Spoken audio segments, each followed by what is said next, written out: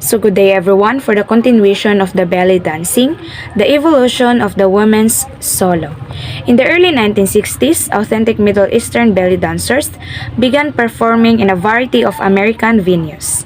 Their performances served to dispel the Orientalist notions of Middle Eastern culture that had persisted since the 1893 World's Columbian Exposition. So the woman you have seen in the picture is the Egyptian actress named Tahia Carioca. Women can now enjoy, though there is evidence that Turkish belly dancing had already been in existence for at least 500 years. One innovation was that rather than remaining in the performance space, dancers would move right out in the audience. Some believe that the rippling muscular movements of the abdomen, sometimes called belly rolls, originated with Turkish dancers who have never been required to cover their navels. Indeed, they have achieved certain notoriety for their beautiful costumes, often extremely revealing compared to those worn by dancers of other nationalities.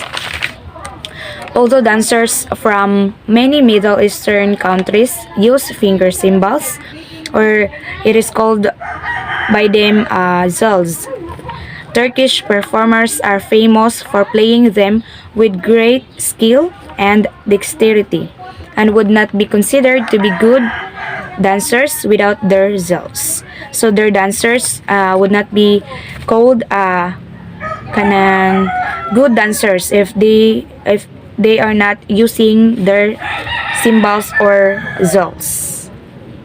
Ernin Adalet P. and Nergis Mughal were among the first famous belly dancers in the newly formed Republic of Turkey, and they were followed by many others in the 1950s, including Nimet Alp, Milaik Sermay, and Salihit Tiknisi. At the end of the 1950s, Aysina shocked Istanbul by adding striptease to her dance. Sima Yildiz and Insi Birol were famous throughout the Middle East, and many other dancers starred in movies and had songs written in their honor. In the following decade, Nisrin Topkapi and Princess Banu were two of the most popular dancers. Bursin Orhun, the daughter of one of Turkey's most famous and beloved composers, is one of the biggest stars of contemporary belly dance. Altiok has fascinated American audiences and students alike for many years with her magnetic personality, physical strength, beauty, and stunning highly energy performances that do not last for the typical 15 to 20 minutes but often for a full hour. In recent years, many upscale restaurants and nightclubs in Turkey have begun to feature beautifully costume-oriented dance performances of a very high standard.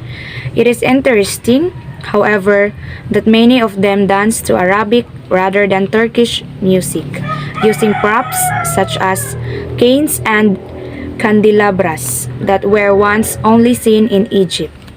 Many of the floor shows also feature several types of traditional Turkish folk dances and also include multilingual singers who delight visitors and provide a wonderfully varied show for their patrons. So now let's move forward to the Middle Eastern dance in America. After Middle Eastern dance made its 1893 debut in America, the first American dancers were a few daring women who imitated the native performances they had seen at the World's Fair for vaudeville, carnivals, stage shows, and the like. Belly dancers found their way into our very earliest films, beginning with the Dance of Fatima, which was shot by Thomas Edison himself. So the earliest movie is the Dance of Fatima. This is what Thomas Edison filmed through himself or by himself.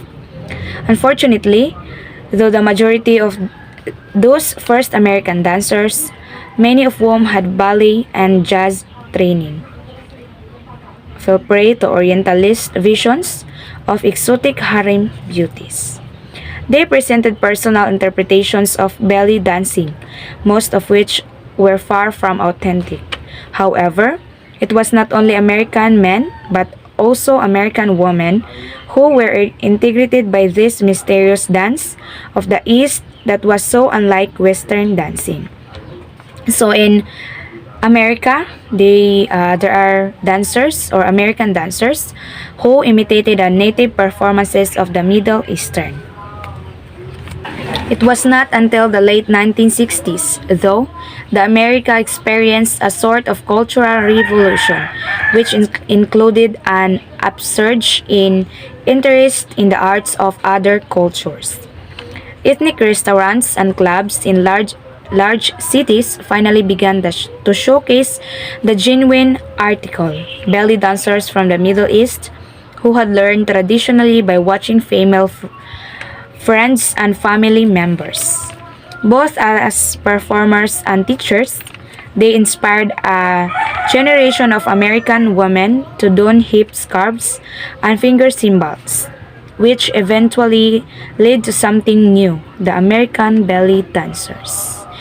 So, in America, they also experience a sort of cultural revolutions.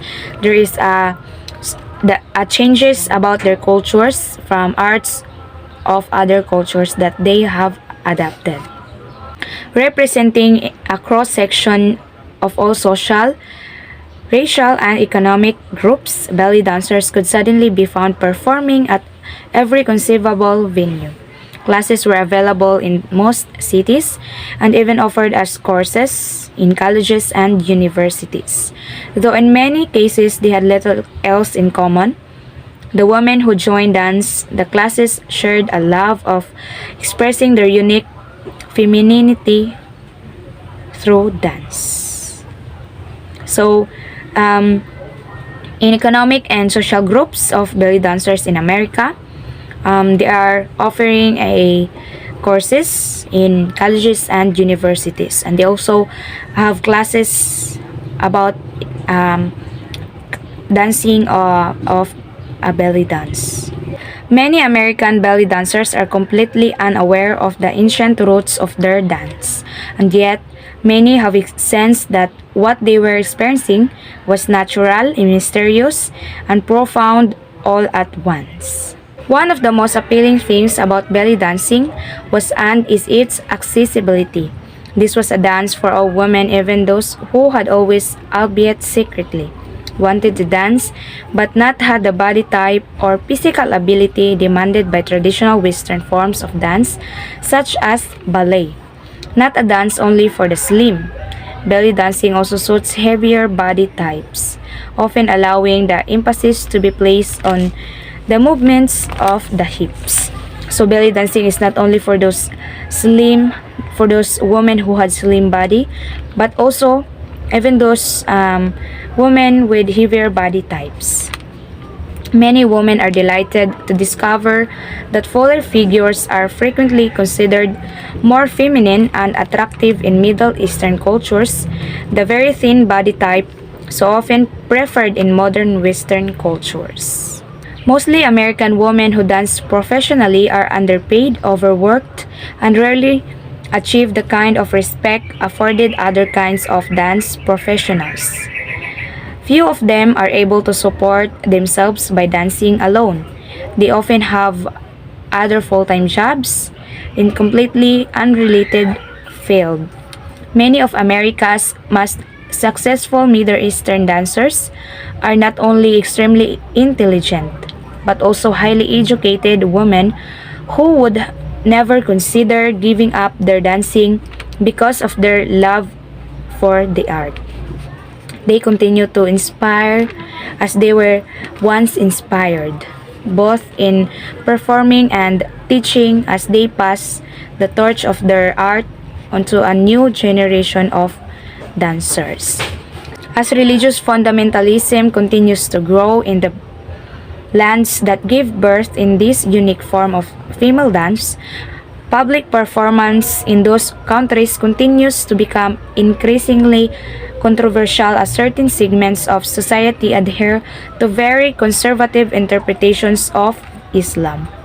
There have been unfortunate reports of violence against dancers who have refused to conform to this very strict standard. In the Middle Eastern, it is known that many of the most famous Egyptian dancers are currently forced to surround themselves with entourage of bodyguards to ensure their personal safety, while others have retired because the difficulties have become too great.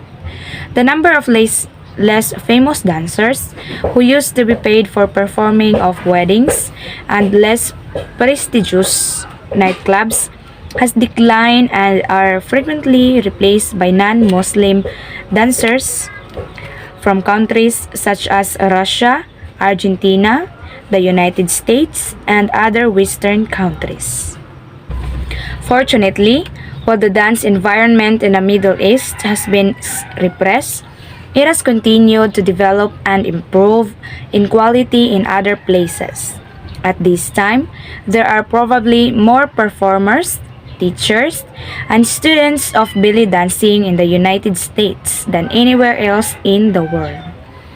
American dancers have reached the world via seminars, workshops, instructional and performance videos, and books. So in American, they have probably more performers and teachers and also students for belly dancing. In the Middle Eastern dance, an example of an early Hollywood style of the belly dancer's costume shown here on the dancer Hakim circa 1952. This cabaret costume with its sequined top and veil is one of the most well-known costume style in Americans. A huge global dance community has formed and is thriving and constantly growing on the internet. New dancers everywhere value and are working hard to preserve not only belly dancing but also a wide range of traditional ethnic dance forms. At the same time, dances continue to evolve as many experiment with using the ancient movements in new ways. It is to be hoped that dancers from around the world will continue to give new life and meaning to this precious gift from the past. It is the belly dancing. The typical performance in American nightclubs today is divided into distinct sections, each lasting roughly 3 minutes. The dancer normally enters to lively music, and her costume is often partially or even fully covered by a veil draped around her body in an attractive way. Many dancers also wear and play finger cymbals from the beginning of the performance, which provide interest at a point during which much of the beauty of the costume is still hidden. The second section is usually performed in a slower music, and the veil is gracefully removed and manipulated in a dreamy way, as the dancer whirls it around in an amazing variety of movements, often while spinning, before it is finally discarded.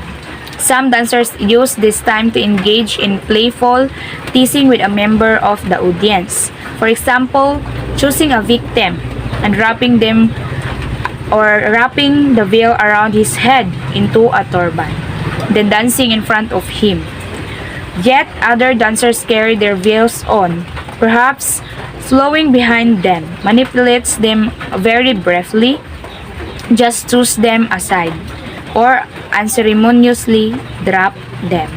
At the end of the section, the music speeds up again and is then followed by a slowest pace in the entire performance. Some dancers improvise undulations on their feet at this point, and others drop to the floor where they might do belly rolls and flutters, or it is called floor work. Dancers who use canes, swords, trays of lighted candles, or other props for balancing as part of their acts usually incorporate that at this point in the dance.